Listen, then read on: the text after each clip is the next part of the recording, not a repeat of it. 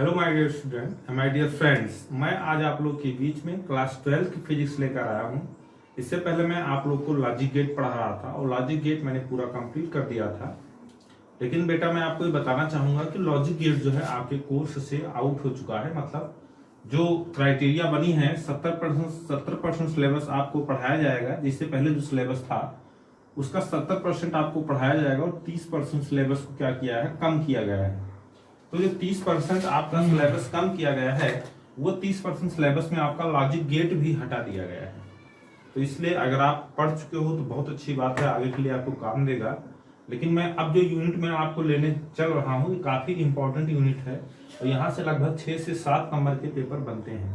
मतलब जो 70 नंबर का टोटल पेपर होगा उसमें से 7 नंबर के पेपर इस यूनिट से बनते हैं। काफी इंपॉर्टेंट और काफी लंबी यूनिट आपकी चलेगी। यूनिट का नाम है इलेक्ट्रॉनिकी युक्तियां।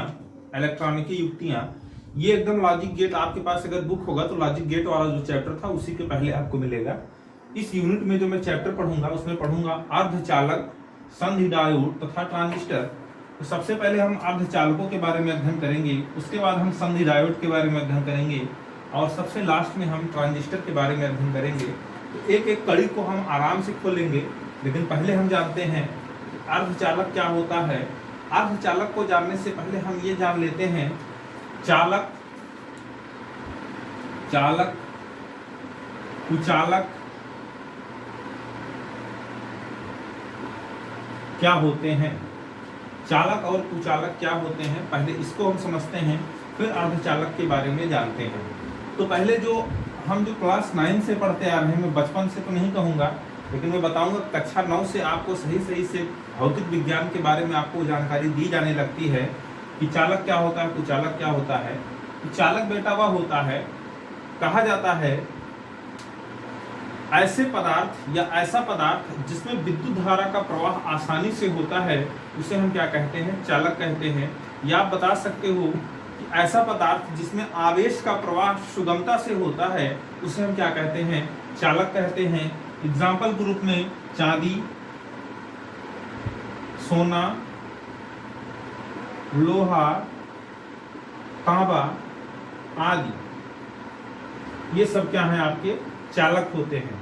ऐसे और भी उदाहरण आपके पास होंगे, जैसे पारा, आपको पता है पारा भी एक क्या होता है, चालक होता है। ठीक है, लेकिन पारा जो होता है सामान्य ताप पर द्रव अवस्था में पाया जाता है, द्रव अवस्था में पाया जाता है। जितने पॉइंट मैं आपको बताता चलूं सब नोट करते रहिए। पारा जो है सामान्य ताप पर द्रव अवस्था में पाया जाता है और यह भी एक चालक होता है। ठीक है, अब हम बात करते हैं कुचालक किसे कहते हैं। कुचालक वे पदार्थ होते हैं जिसमें आवेश का प्रवाह बिल्कुल नहीं होता, जिसमें आवेश का प्रवाह बिल्कुल नहीं होता या ना के बराबर होता है, उन्हें हम क्या कहते हैं, कुचालक कहते हैं। एग्जाम्पल के रूप में आप समझ सकते हैं कांच, प्लास्टिक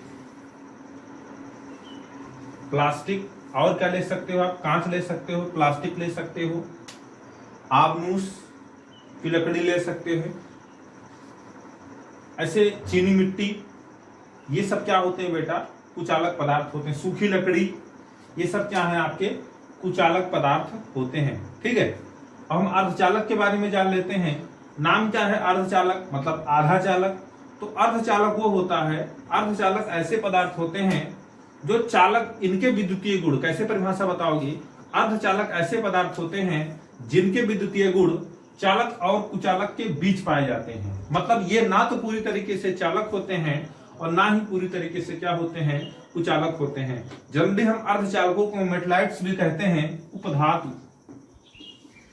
केमिस्ट्री में आप पढ़े होंगे उपधातुओं के बारे में। सामान्यतः अर्धचालक उपधातु के श्रेणी में भी रखे जाते हैं, लेकिन हमने कहा अर्धचालक क्या होते हैं, जिनके विद्युतीय गुण चालक और कुचालक के बीच पाए जाते हैं। लेकिन ये जो डिफिनेशन है आपकी, ये बिल्कुल मूल डिफिनेशन है जो आप क्लास 9 से पढ़ते आ रहे हैं। लेकिन मुझे जो आपके इस चैप्टर में आपको चालक और अर्धचालक और कुचालक की परिभाषा बतानी है, ये हमको ऊर्जा बैंड धारणा के आधार पर बतानी है। किसके आधार पर बतानी है, ऊर्जा बैंड धारणा के आधार पर। तो आप हेडिंग डालिए, पहली हेडिंग आपकी होगी इस चैप्टर की हेडिंग डालिए, ऊर्जा बैंड धारणा के आधार पर, ऊर्जा बैंड धारणा के आधार पर चालक, कुचालक, चालक, कुचालक तथा अर्धचालक की परिभाषा। चालक, कुचालक तथा अर्धचालक की परिभाषा या अर्धचालकों का वर्गीकरण, वर्गीकरण भी आप लिख सकते हैं। तो सबसे पहले हम जानते हैं चालक क्या होता है, कुचालक क्या होता है। कुचालक क्या होता है, जितने नए नए शब्द आएंगे सब पे आप शांति बना के रखिएगा। मैं एक एक चीज को क्लियर करूंगा तुरंत, अगर इसी समय क्लियर करेंगे तो काफी कंफ्यूजन क्रिएट होगी आपके अंदर। सिर्फ जितना बता रहा हूं तो आप लिखते रहिए। लिखिए इसमें कुचालक की परिभाषा, पहले नंबर एक हेडिंग डाल सकते हो कुचालक। लिखिए, देखिए ऊर्जा बैंड धारणा के आधार पर कुचालक वे पदार्थ होते हैं, कुचालक वे पदार्थ होते हैं, कुचालक वे पदार्थ होते हैं जिनके जिनके संयोजी बैंड, संयोजी बैंड पूर्ण, संयोजी बैंड पूर्ण, संयोजी बैंड पूर्ण। नंबर दो, इसको नंबर एक पॉइंट कर सकते हो। नंबर दो पॉइंट लिखिए चालन बैंड, चालन बैंड रिक्त, चालन बैंड क्या, रिक्त, चालन बैंड रिक्त, सेकंड पॉइंट है। तीसरा पॉइंट लिखिए निषिद्ध, निषिद्ध ऊर्जा अंतराल, निषिद्ध ऊर्जा अंतराल, निषिद्ध ऊर्जा अंतराल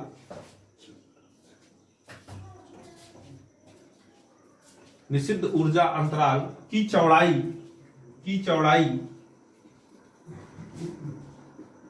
की चौड़ाई काफी अधिक,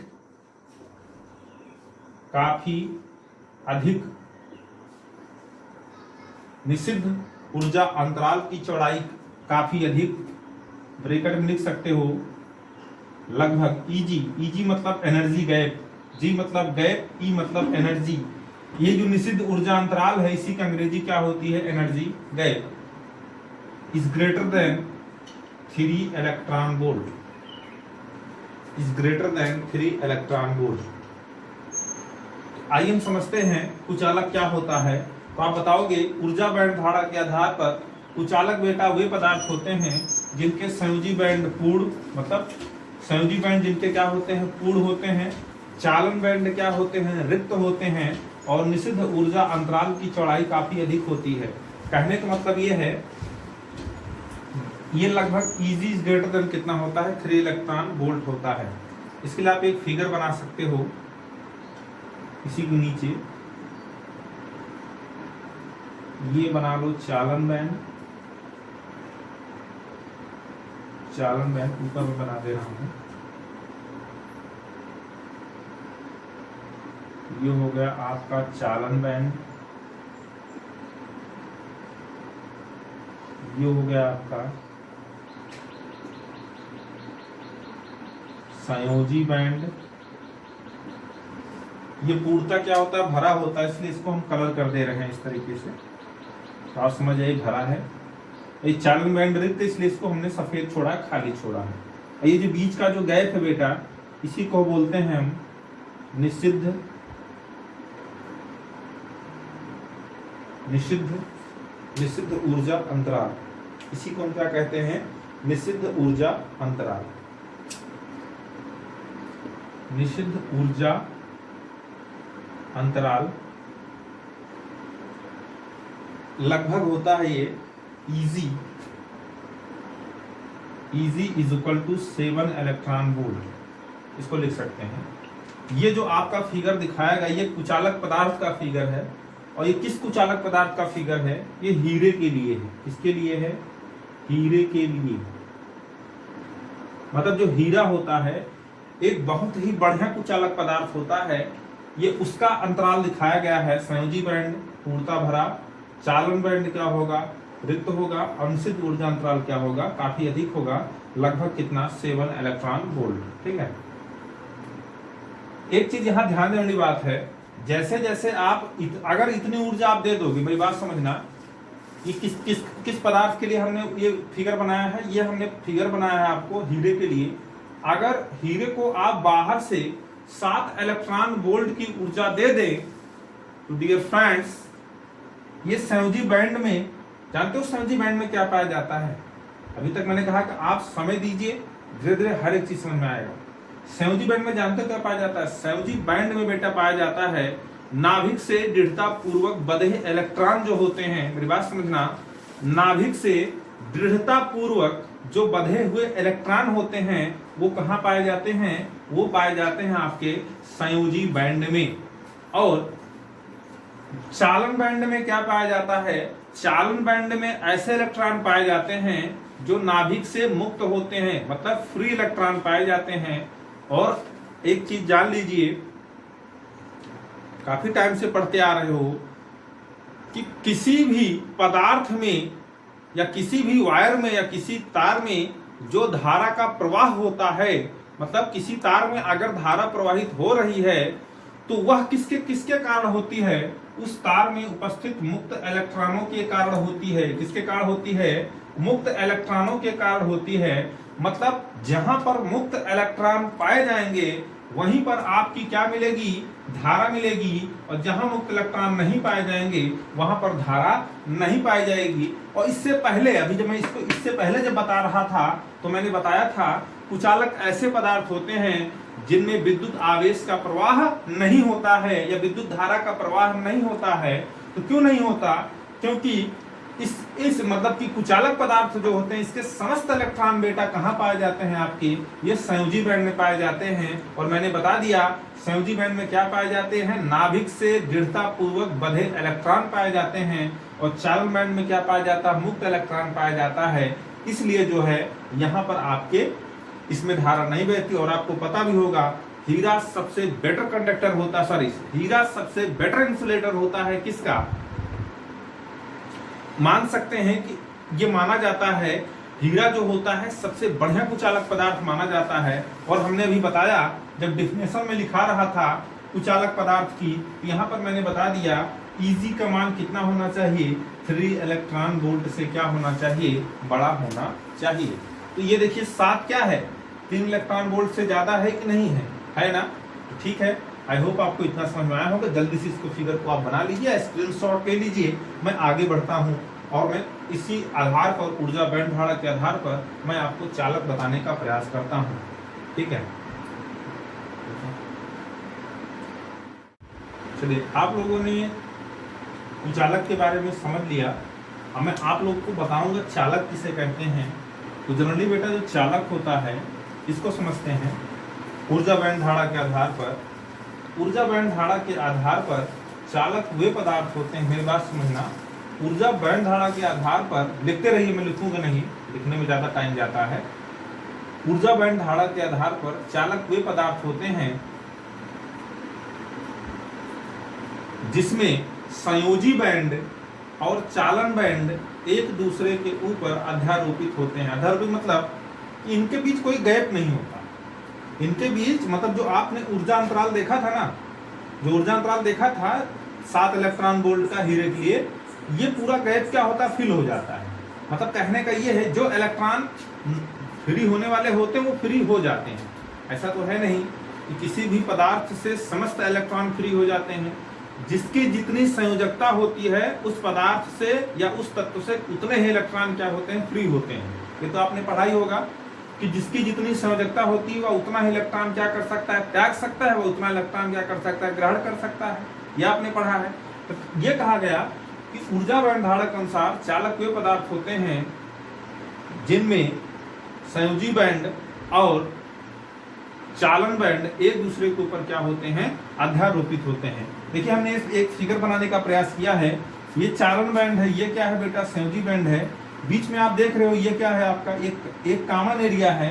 जैसे आप लोग पढ़े होंगे, देखिए इसमें कुछ हिस्सा चालन बैंड का भी है और कुछ हिस्सा किसका है, संयोजी बैंड का है। मतलब आप इंटरसेक्शन पॉइंट समझ सकते हो। जैसे आप लोगों ने समुच्चय में पढ़ा होगा, कॉमन पॉइंट, इंटरसेक्शन पॉइंट, दोनों का कॉमन एरिया दिया गया है। ठीक है, तो आई होप आपको समझ में आया होगा। इस फिगर को तुरंत बनाइए और डिफिनेशन को लिख लीजिए। मैं आपको अर्धचालक बताने का प्रयास करता हूँ। अर्धचालक का आई होप आपने इसको ले लिया होगा स्क्रीनशॉट। चलिए अब मैं बताता हूँ जो सबसे इंपॉर्टेंट है और जो आपके चैप्टर में भी है, जहां से चैप्टर की शुरुआत होती है।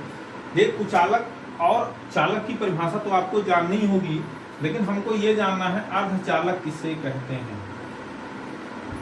अर्धचालक किसे कहते हैं? अर्धचालक अंग्रेजी में इसको बोलते हैं semi conductor. Semi conductor, semi conductor. देखिए लिखिए ऊर्जा बैंड धारा के आधार पर, ऊर्जा बैंड धारा के आधार पर अर्धचालक वे पदार्थ होते हैं, वे पदार्थ होते हैं जो कमरे के ताप पर,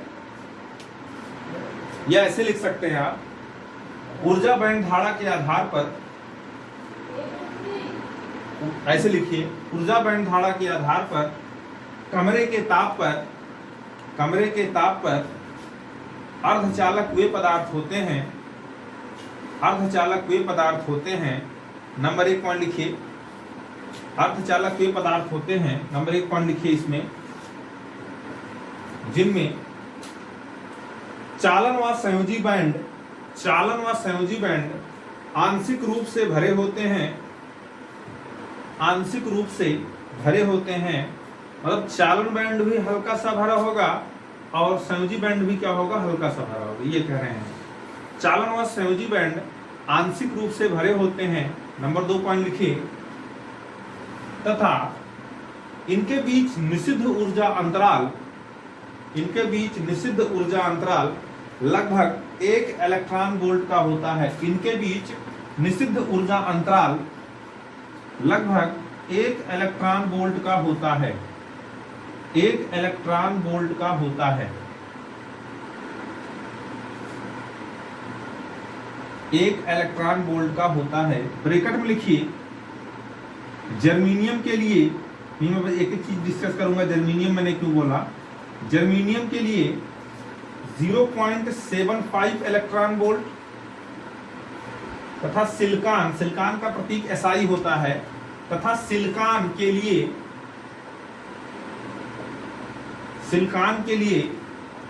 1.12 इलेक्ट्रॉन वोल्ट होता है, 1.12 इलेक्ट्रॉन वोल्ट होता है।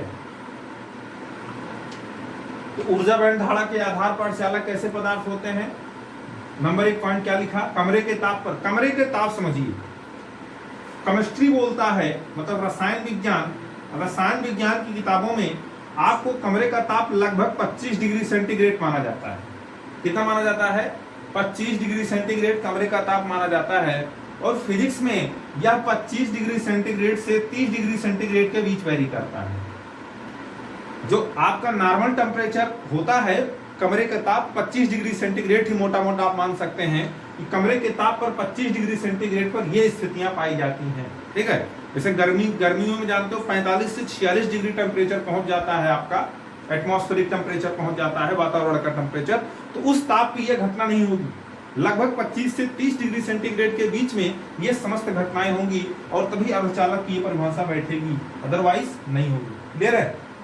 चलिए एक चीज समझिए बेटा, एक अर्धचालक का अगर आप एग्जाम्पल समझोगे तो एग्जाम्पल में आप जान सकते हो, एग्जाम्पल में जर्मेनियम और सिलिकॉन बहुत ही चर्चित उदाहरण हैं। इसके जर्मेनियम और सिलिकॉन बहुत ही चर्चित उदाहरण हैं, इसलिए मैंने ब्रैकेट में लिखा भी। जर्मेनियम के लिए निषिद्ध ऊर्जा अंतराल कितना होता है? 0.75 इलेक्ट्रॉन वोल्ट होता है। और सिलिकॉन के लिए कितना होता है? 1.12 इलेक्ट्रॉन वोल्ट होता है। और अभी हमने बताया कि जो निषिद्ध ऊर्जा अंतराल होता है वह लगभग 1 इलेक्ट्रॉन वोल्ट होता है। कितना होता है? लगभग 1 इलेक्ट्रॉन वोल्ट होना चाहिए। तो देखिए 0.75 जो जर्मेनियम के लिए है ये लगभग 1 के करीब है कि नहीं है, और ये सिलिकॉन जो है ये 1 से थोड़ा ही ज्यादा है, 0.12 ज्यादा है, तो कोई दिक्कत नहीं है।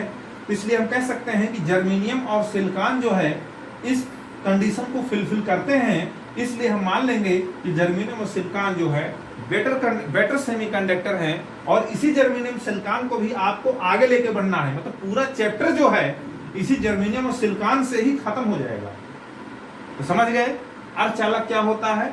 चलिए इसका फिगर बना लीजिए, मैं फिगर बना दे रहा हूं, आप इसका स्क्रीनशॉट ले सकते हैं, ठीक है।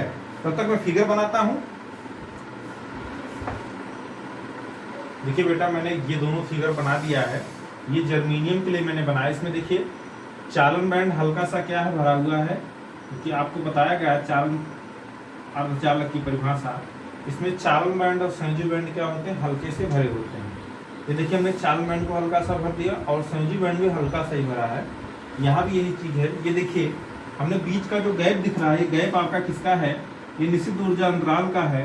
तो ये जर्मेनियम के लिए फिगर है, तो निश्चित इसका वैल्यू कितना लिखा है 0.75 इलेक्ट्रॉन वोल्ट, और सिलिकॉन के लिए कितना लिखा 1.12 इलेक्ट्रॉन वोल्ट। और ये हमने क्या लिखा, बढ़ते ऊर्जा, मतलब बैंड ऊर्जा लिखा बढ़ते क्रम में। हमने इसको क्या लिखा है, बैंड ऊर्जा बढ़ते क्रम में, मतलब आप जैसे इसके बीच का गैप बढ़ेगा, ये बैंड ऊर्जा का अंतराल भी क्या होगा, बढ़ेगा। 0.75 से 1 होगा, 2 होगा, 3 होगा, ऐसे बढ़ते चला जाएगा, ठीक है। तो ये देखिए मैंने आपको चालक, कुचालक और अर्धचालक की परिभाषा मैंने किस आधार पर क्लियर किया, ऊर्जा बैंड धारा के आधार पर।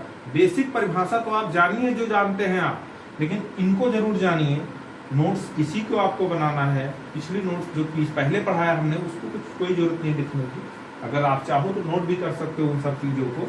तो चलिए अर्धचालक क्या होता है। अर्धचालक के 2 चर्चित उदाहरण हमने बताए, कौन कौन से, जर्मेनियम और सिलिकॉन। कार्बन भी बेटा अर्धचालक का उदाहरण होता है, कार्बन भी एक अर्धचालक माना जाता है, लेकिन कार्बन का यूज हम नहीं करेंगे यहाँ पर। क्यों नहीं करेंगे इसको मैं बता दूंगा कभी, लेकिन अभी के लिए आपको जो पढ़ना है वो पढ़ना है जर्मेनियम और सिलिकॉन से बने अर्धचालक हमको पढ़ने हैं। तो अब हम कुछ इंपॉर्टेंट नोट लिख लीजिए। देखिए ये अर्धचालक जो लिख लिए, एक नोट लिखिए। देखिए परम शून्य ताप पर, बहुत इंपॉर्टेंट नोट है। देखिए परम शून्य ताप पर नोट कर सकते हैं। परम शून्य ताप क्या होता है, पहले उसको नोट कर लीजिए। परम शून्य ताप पर ब्रैकेट में लिखिए, बहुत लोग यही नहीं जानते परम शून्य ताप किसे कहते हैं। परम शून्य ताप की वैल्यू होती है 0 केल्विन या तो -273 डिग्री सेंटीग्रेड, यही वैल्यू होती है, या तो 0 केल्विन या तो -273 डिग्री सेंटीग्रेड। फ़ारेनहाइट पैमाने पे याद करने की कोई जरूरत नहीं है। देखिए परम शून्य ताप ब्रैकेट में 0 केल्विन या -273 डिग्री सेंटीग्रेड पर अर्धचालक कुचालक की भांति व्यवहार करता है। कुचालक की भांति व्यवहार करता है। कुचालक की भांति व्यवहार करता है। कुचालक की भांति व्यवहार करता है। क्लियर हो गया यहाँ तक आपको। तो बताइए आज आपको वीडियो कैसा लगा। इसके बाद मैं आपको अगली हेडिंग जान लीजिए, अर्धचालकों के प्रकार में पढ़ाऊंगा। अर्धचालकों के प्रकार में पढ़ाऊंगा, लेकिन वो अगले वीडियो में होगा। आज ज्यादा लंबा वीडियो नहीं करूंगा मैं। अर्धचालक के प्रकार हेडिंग डाल लीजिए, ठीक है। तो वीडियो कैसा लगा आप इसके बारे में जरूर राय दीजिए। आई होप अगर अच्छा लगेगा तो मेरे चैनल को सब्सक्राइब कीजिएगा, ज्यादा से ज्यादा शेयर करिए और अपने फ्रेंडों को बोलिए देखें, काफी यूजफुल वीडियो है आप लोगों के लिए। और मेरे चैनल को सब्सक्राइब जरूर करिए। Thank you very much.